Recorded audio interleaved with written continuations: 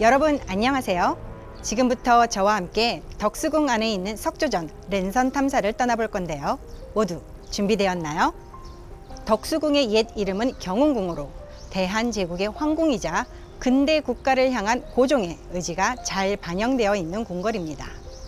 덕수궁은 다른 궁궐들과는 달리 동양의 전통적인 건물과 서양식 건물이 섞여 있는데요. 이는 구본 신참, 즉 우리 전통의 것을 근본으로 하되 서양의 문물을 적극적으로 수용하고자 하였던 고종의 개혁 정신이 반영된 것이라고 볼 수 있습니다. 특히 근대 국가의 위엄과 근대화 의지를 드러내기 위해서 서양식 건축물인 석조전, 중명전, 돈덕전을 황궁 내부에 지었습니다.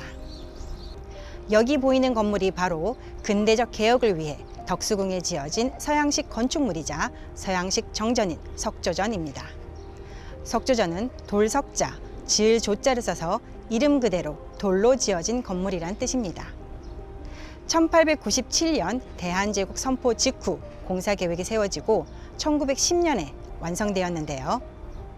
덕수궁의 중화전이 전통 양식의 정전이라면 석조전은 서양식 정전이 되겠습니다. 석조전 건축은 대한제국의 총세무사였던 영국인 브라운의 건의로 계획이 세워지고 영국인 건축사 하딩이 설계를 하였으며 내부 인테리어는 영국인 로벨이, 가구는 영국 회사인 메이플사에서 담당하였습니다. 이렇게 영국인들에 의해 계획되고 만들어진 석조전 건축물은 당시 영국에서 유행하였던 신고전주의 건축 양식을 띠게 됩니다. 이렇게 완성된 석조전, 석조전 건물을 보면 외국의 어떤 건물이 떠오르지 않나요? 네, 바로 고대 그리스 로마의 신전의 모습과 비슷하죠.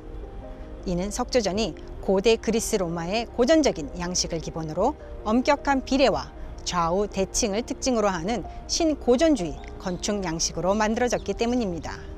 대한제국의 서양식 황궁으로 지어진 석조전. 하지만 한일 강제 병합이 체결된 1910년에 완성되어 원래의 목적대로 사용하지 못하였습니다.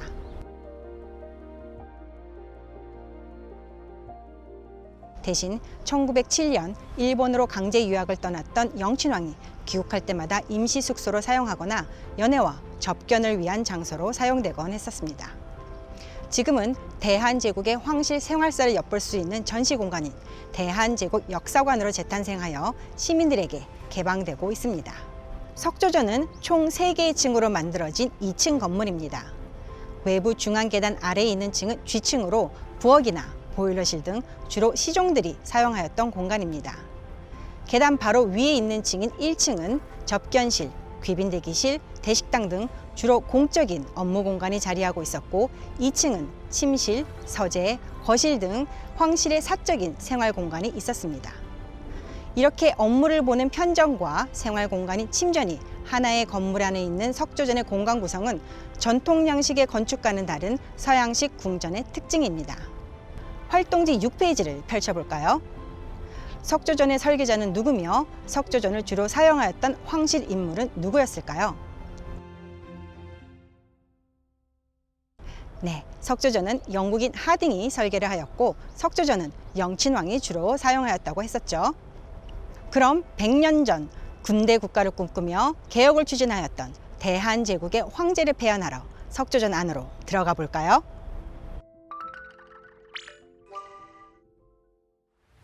이곳은 석조전으로 들어오면 가장 먼저 마주하는 공간이 중앙홀입니다. 대한제국 시기 석조전을 방문했던 사람이라면 모두 이 공간을 지나갔겠죠. 중앙홀은 로비와 같은 역할을 하였던 공간으로 1층과 2층이 통층으로 되어 있어서 위엄과 웅장함을 느낄 수 있습니다. 석조전은 신고전주의 양식의 건축물답게 실내 장식에서도 좌우 대칭의 특징을 확인할 수 있는데요. 저기 보이는 횃불 조명과 검은색 화병이 좌우 동일하게 배치되어 있는 것이 보이시죠? 또한 아칸서스의 몰딩, 과일 꽃줄 장식, 이오니아식 장식 기둥 등 고전적인 문양이 적용된 장식들을 활용하여 조화와 통일미를 강조하였습니다. 당시 석조전의 가구들은 영국의 메이플이라는 가구 회사에서 담당하였습니다. 가구를 구입할 때 메이플사의 기본 제품을 선택하기도 하였고 대한제국의 황실을 상징하는 오약꽃 문양이 새겨진 가구를 특별 주문하여 제작하기도 하였습니다. 또한 영국에서 가구를 발송할 때 가구가 배치될 장소를 가구의 뒤쪽이나 아래쪽에 스탬프나 손글씨로 기록하여 발송한 것으로 추정됩니다. 현재 석조전에 있는 가구들 중에서 당시에 사용되었던 가구들도 있는데요. 이는 창덕궁이나 국립고궁박물관에 보관되어 있던 것들을 가구에 남긴 기록이나 당시 사진을 통해 원래의 자리로 배치한 것입니다. 앞으로 석조전을 돌아보면서 당시에 사용했던 가구들을 찾아보는 것도 재미있겠죠. 먼저 이곳 중앙홀에 있는 응접탁자 역시 창덕궁 희정당에 보관되어 있던 것을 1911년 중앙홀에서 영친왕이 촬영한 사진을 통해 원래의 자리로 배치한 것입니다. 1918년 고종은 중앙홀에서 아들인 순종과 영친왕 그리고 덕혜옹주와 함께 가족사진을 촬영하였습니다. 이 사진은 영친왕이 일본 육군사관학교를 졸업한 것을 기념하여 귀국했을 때 촬영한 것입니다. 그러면 대한제국의 황실 가족들에 대해서 한번 알아볼까요? 대한제국의 황실 가계도는 조선의 제26대 왕이자 대한제국의 제1대 황제인 고종을 중심으로 살펴볼 수 있습니다. 광무라는 연호를 사용하여 광무황제라고도 불리는 고종은 아버지였던 흥선대왕군과는 반대로 서양의 문호를 개방하고 적극적으로 근대 문물을 수용함으로써 근대화와 자주 독립을 위해 많은 노력을 하였던 인물입니다. 고종과 명성황후의 둘째 아들로 태어난 순종은 대한제국의 제2대 황제로 융희라는 연호를 사용하여 융희황제라고도 부릅니다. 일제 간섭이 심해진 시기에 즉위하여 권한이 약했고 결국 만 3년을 채우지 못한 1910년 8월 29일에 일본에 나라를 빼앗기며 황제의 자리에서 내려와야 했습니다. 덕혜옹주는 고종이 60세 되던 해에 복령당 귀인 양씨 사이에서 태어난 외동딸로 많은 사랑과 관심을 받았던 인물입니다.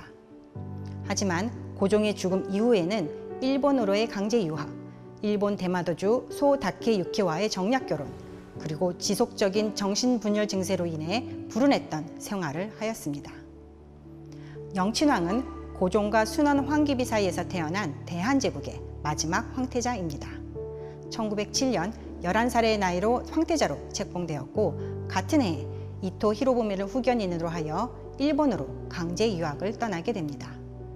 뿐만 아니라 일본은 조선과의 내선 일체 사상에 본보기로 내세우기 위해 1920년 영친왕을 일본 황족인 나시모토 노미야와 정략 결혼을 시켰습니다. 대한제국의 황실 가족 중 석조전을 가장 많이 사용하였던 인물이 바로 영친왕입니다. 당시 사람들이 석조전을 영친왕의 저택이라고 생각할 정도였다고 하는데요. 그만큼 석조전 곳곳에서 촬영한 영친왕의 사진이 많이 남아 있습니다. 그럼 활동지 11페이지에 나와 있는 빈칸을 채워보고 황제를 폐원하는 순서가 될 때까지 귀빈 대기실로 이동하여 대기하겠습니다.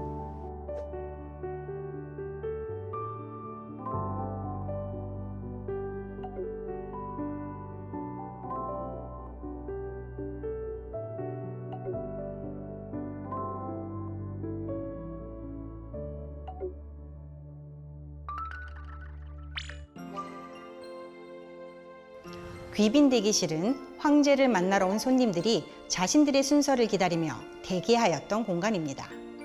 이곳에서 손님들은 자신들을 맞이하여 준 대한제국의 관리들과 간단한 대화를 나누거나 황실에서 제공하는 커피, 샴페인, 비스킷, 빵 등과 같은 서양식 다과를 즐겼다고 합니다.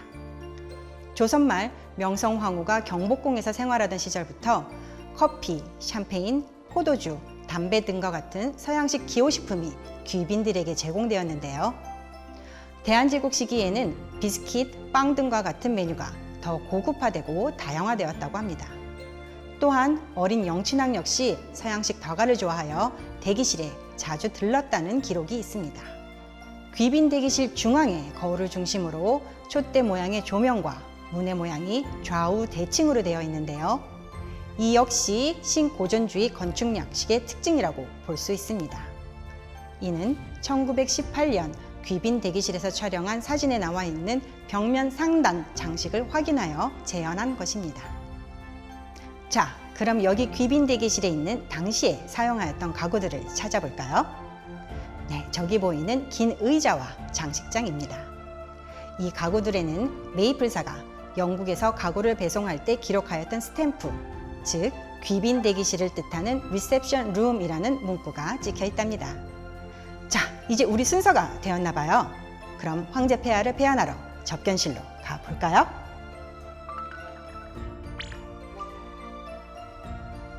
접견실은 외국 사신이나 대신들이 황제를 폐하하였던 곳으로 석조전 실내 중 가장 화려하고 위험 있는 공간입니다. 다른 방들에 비해 크고 천장이 높으며 샹들리에와 장식 기둥으로 화려함을 더한 것이 특징입니다. 또한 벽면에는 유럽의 궁전처럼 큰 거울을 붙여서 웅장함을 드러냈고, 북쪽 황제의 자리 뒤에는 입식 전등을 배치하여 권위를 더하였습니다. 또한 접견실에는 대한제국 황실만을 위하여 특별 주문 제작한 가구, 즉 대한제국의 황실을 상징하는 문양인 이화문을 활용한 탁자나 부분적으로 금칠한 의자가 있었다는 것으로 보아 다른 공간보다 더 격이 높고 화려하며 국가의 정체성을 반영한 가구를 사용하였음을 알 수 있습니다. 접견실의 가구뿐 아니라 실내 장식인 벽면과 커튼에서도 대한제국의 황실을 상징하는 문양인 이화문이 활용된 것을 볼 수 있는데요. 이러한 황실 문양은 어떻게 만들어졌을까요? 대한제국은 개항 이후 외국과의 접촉이 많아지면서 그들의 예법에 따라 나라와 가문을 상징하는 문양을 만들었고, 나라를 상징하는 태극기, 무궁화 문양의 사용과 함께 황실을 상징하는 문양으로 이화문을 만들게 됩니다. 이화문이란 오약꽃 문양이라고도 하는데요. 이는 조선시대 왕의 성씨인 오얀리를 상징하는 오약꽃, 즉 토종 자두꽃 문양을 말합니다. 이렇게 만들어진 이화문은 서양식 관복, 군복, 훈장, 공문서, 여권, 동전, 우표, 식기, 그리고 각종 공예품 등에 활용되었는데요. 대한제국의 황궁인 석조전 곳곳에서도 찾아볼 수 있습니다. 이렇듯 나라와 황실을 상징하는 문양을 사용한 것은 대한제국이 자주 독립한 근대 국가임을 대내외에 표현하고자 한 고종의 노력이었습니다. 그러면 활동지 8페이지에 나와 있는 오약꽃 스티커 붙이기 할 수 있겠죠?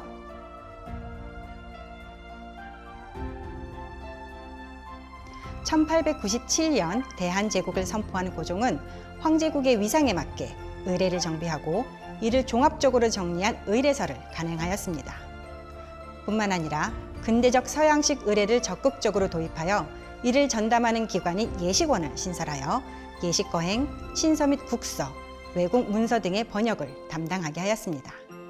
왕을 만나는 것을 알현이라고 하지만 황제를 만나는 것은 폐현이라고 합니다. 조선시대에는 왕을 만나는 것이었기에 알현이라는 단어를 사용하였지만 대한제국은 황제국이기 때문에 황제를 찾아뵙는다는 의미의 폐현이라는 단어로 바꿔 불렀습니다. 폐현을 할 때 고종은 황룡포를 착용하였고, 관리들은 대한제국을 상징하는 문양으로 장식된 서양식 대례복을 착용하였습니다.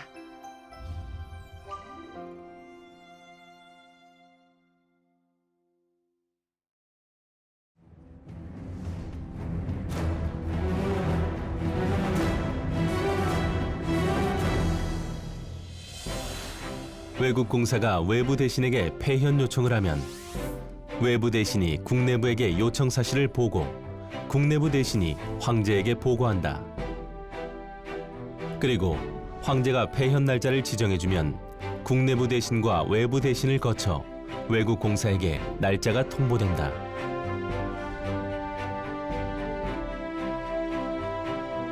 폐현 날짜를 통보받은 외국 공사가 지정된 장소와 시간에 대례복 차림으로 기다리면 황궁에서 보낸 입궁 가마가 데려온다.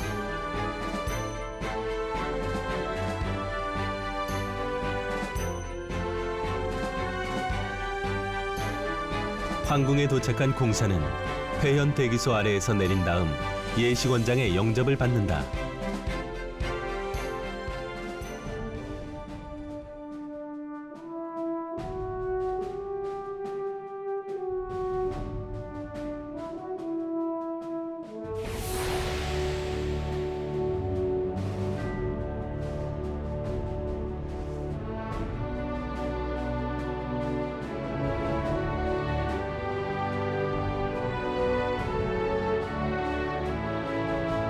외국 공사가 들어서 3번에 나누어 인사를 하고 황제 앞으로 나아간다.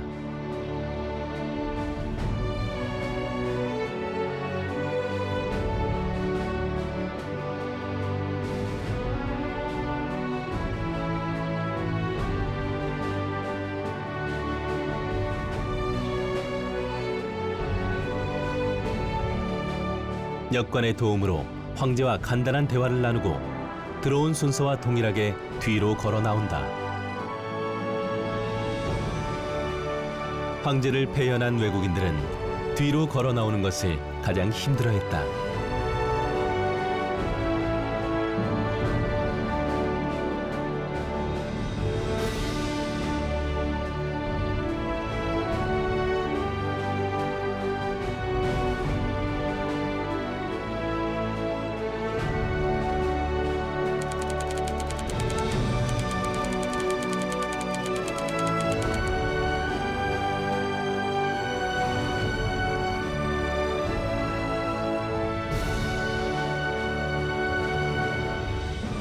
황제 폐연이 끝나면 유럽식 요리에 최고급 포도주를 곁들인 오찬이나 만찬이 이어졌다. 만찬 후에는 우리의 전통 예술 공연이 펼쳐졌는데 칼춤과 연화 대무가 외국인들에게 가장 인기 있었다. 이로써 대한제국 황제에 대한 외국 공사의 폐연은 끝이 난다.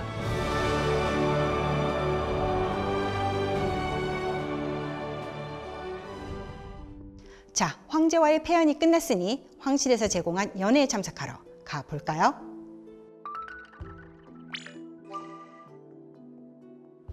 대식당은 대한제국의 황궁을 방문한 손님들에게 공식적인 행사가 끝난 뒤 만찬을 베풀었던 공간입니다.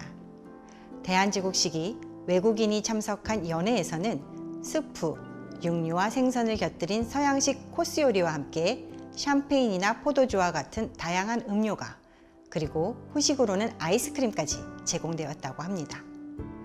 당시 이 연회에 참석했던 외국인들은 본인의 나라에서보다 더 푸짐한 대접을 받았다고 할 만큼 고급스럽고 다양한 메뉴가 제공되었다고 합니다. 개항 이후 외국과의 교류가 시작되면서 외국인이 참석하는 연회는 서양의 예법에 따른 서양식 외빈 접대 의례로 이루어졌습니다. 대한제국의 서양식 만찬은 유럽 군함 등에서 서양 요리를 배운 중국인 요리사나 대한제국 외빈 접대 책임자였던 서양인 손탁과 엠마 크레벨 등에 의해 마련되었습니다. 그럼 우리가 100년 전 석조전을 방문한 외국 손님이 되어 만찬에 참석해 볼까요? 석조전에서도 서양식 만찬을 즐겼다는 기록이 있어 식탁 위에는 대한제국의 의례서를 참고하여 서양식 만찬 장면을 재현해 놓았습니다. 당시 황실에서 사용했던 이화문 백자 접시들과 함께 20세기 초 영국에서 유행한 양식의 식탁 장식과 커트러리로 상차림을 하였습니다. 특히 이화문이 새겨진 식기를 사용하여 외국인들에게 대접하였다는 것은 대한제국이 자주 독립적인 근대 국가라는 것을 보여주기 위한 고종의 의지였다고 볼 수 있습니다.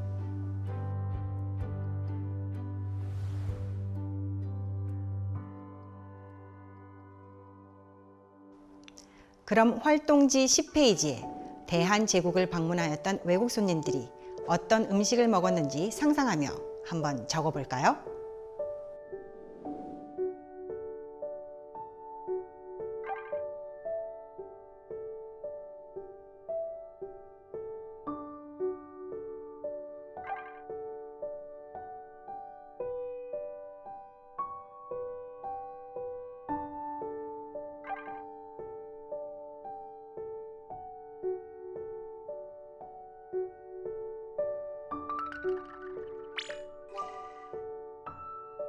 석조전의 정원은 몇 차례 변화가 있었습니다.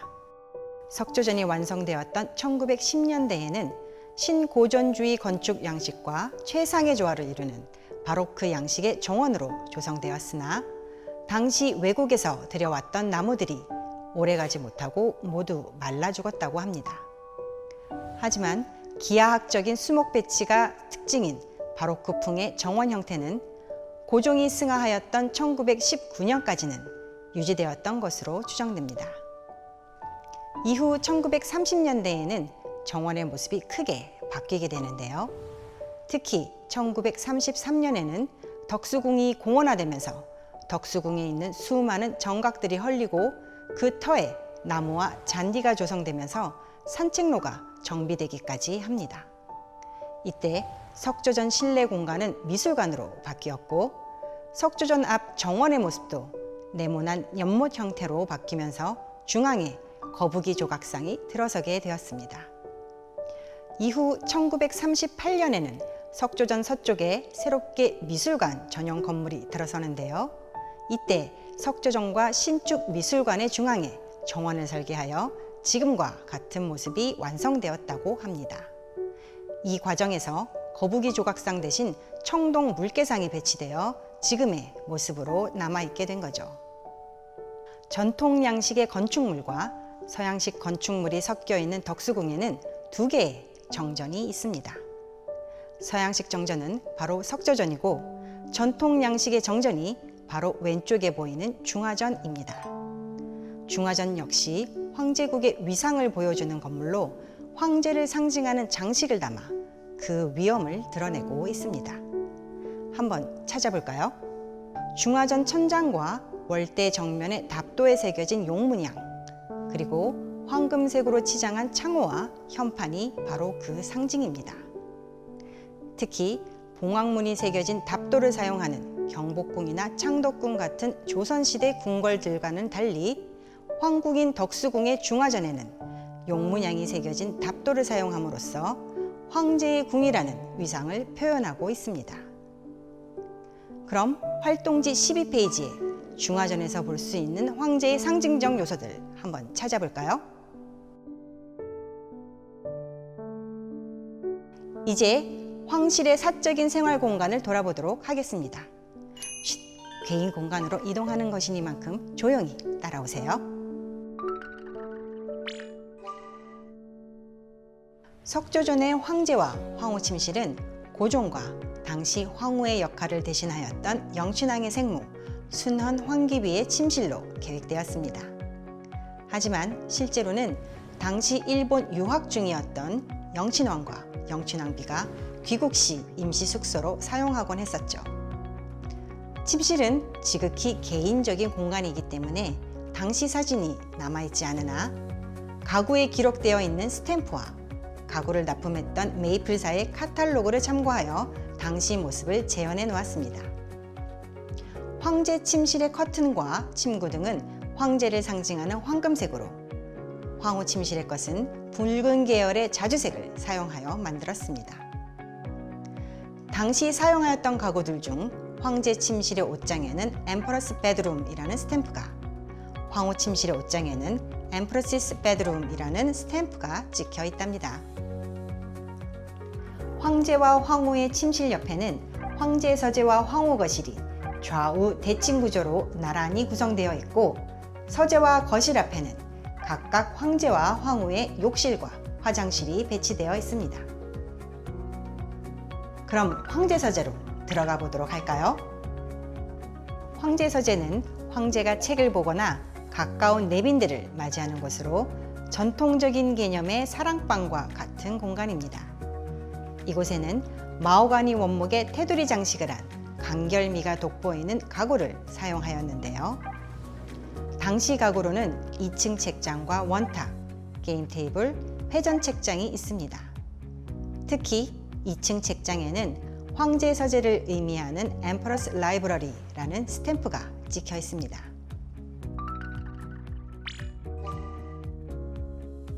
황후 거실은 황후가 여가를 즐기거나 내빈들을 만나는 곳으로 전통적인 개념의 규방과 같은 공간입니다. 이곳에는 세틴 우드의 장식성이 강한 여성 취향의 가구를 사용하였는데요. 당시 가구로는 장식장, 책장, 책상, 원탁이 있습니다.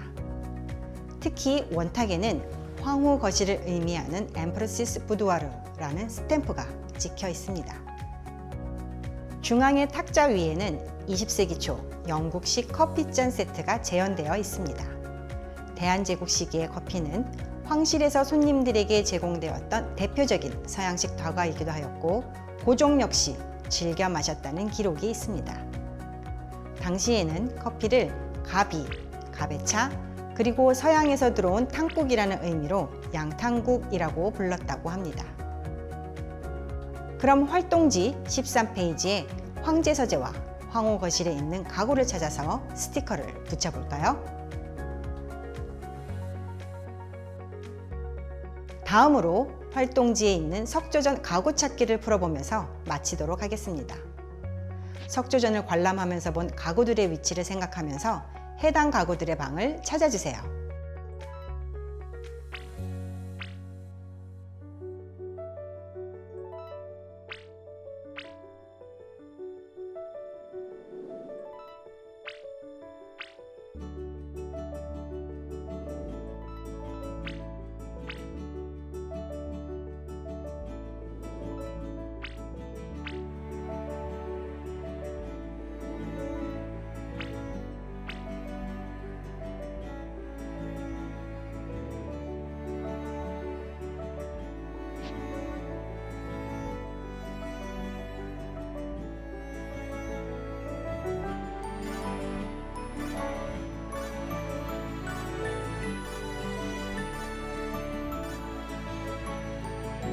모두 마친 친구들은 저와 함께 석조전 밖으로 나가보겠습니다.